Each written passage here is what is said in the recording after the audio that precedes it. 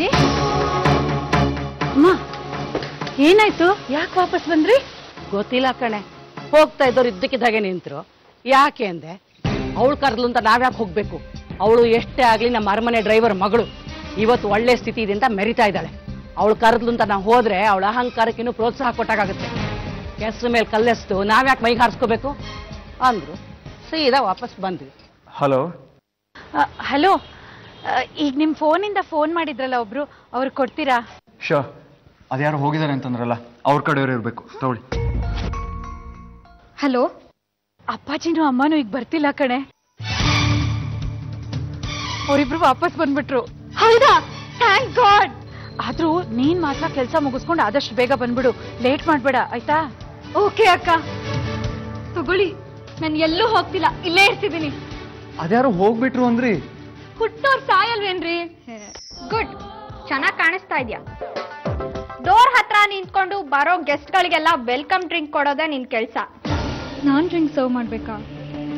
ಕುಡಿ ಅಂತ ಹೇಳಿಲ್ಲ ಸರ್ವ್ ಮಾಡು ಅಂತ ಹೇಳಿದ್ದು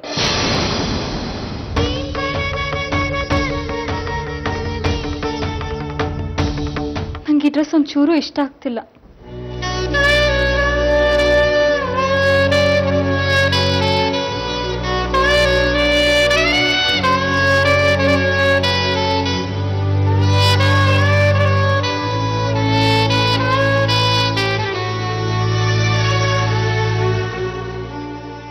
ಈಗ ಓಕೆನಾ ಚಂದ್ರಮತಿ ನನಗೊಂದು ಸತ್ಯ ಗೊತ್ತಾಗ್ಬೇಕು ಏನಮ್ಮ ನೀವಿಬ್ರು ಯಾವಾಗ್ಲೂ ಗುಸ್ಗುಸು ಪಿಸು ಮಾತಾಡ್ಕೊತಿರ್ತೀರಲ್ಲ ಏನದು ಗುಟ್ಟು ಗುಟ್ಟು ಪಟ್ಟು ಏನೂ ಇಲ್ಲಮ್ಮ ಸುಮ್ಮನೆ ಹೀಗೆ ಮಾತಾಡ್ತಿರ್ತೀವಷ್ಟೇ ನಾವು ಈಗಾಗಲೇ ಜನರಿಗೆ ಮಾತಾಡೋ ವಸ್ತು ಆಗಿದ್ದೀವಿ ಇನ್ನು ಪಾತಾಳಕ್ಕೆ ಇಳಿಯೋದು ಬೇಡ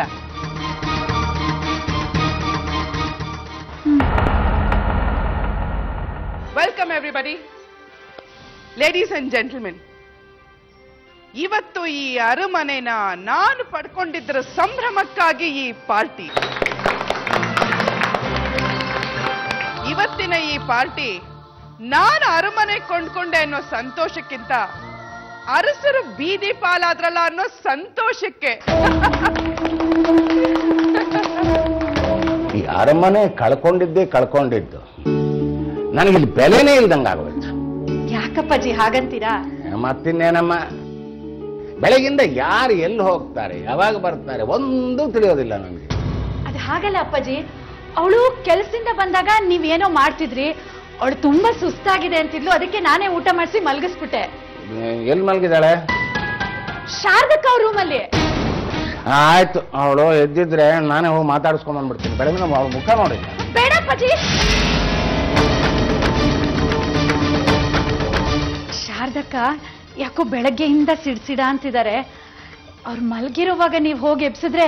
ರಂಪ ರಾಧಾಂತಾನೆ ಮಾಡ್ಬಿಡ್ತಾರೆ ನೀವು ಊಟ ಮಾಡಿ ರೂಮಲ್ಲಿರಿ ಅವಳು ಎದ್ದಿದ್ರೆ ನಾನೇ ಕರ್ಕೊಂಡು ಬರ್ತೀನಿ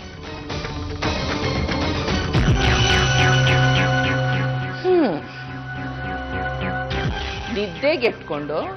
ಚೊಂಬು ಹಿಡ್ಕೊಂಡು 1 ಗಂಟೆ ರಾತ್ರಿನಲ್ಲಿ ಇಲ್ಲಿ ನಿಂತಿದ್ಯಾ ಏನ್ ಸಮಾಚಾರ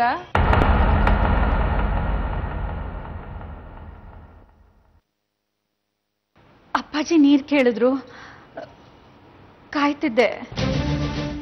ಕಾಯೋದಾ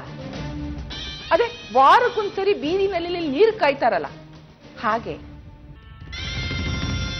ಲಕ್ಷ್ಮಿಯಲ್ಲಿ ಗಂಟೆ 1 ಆಯ್ತು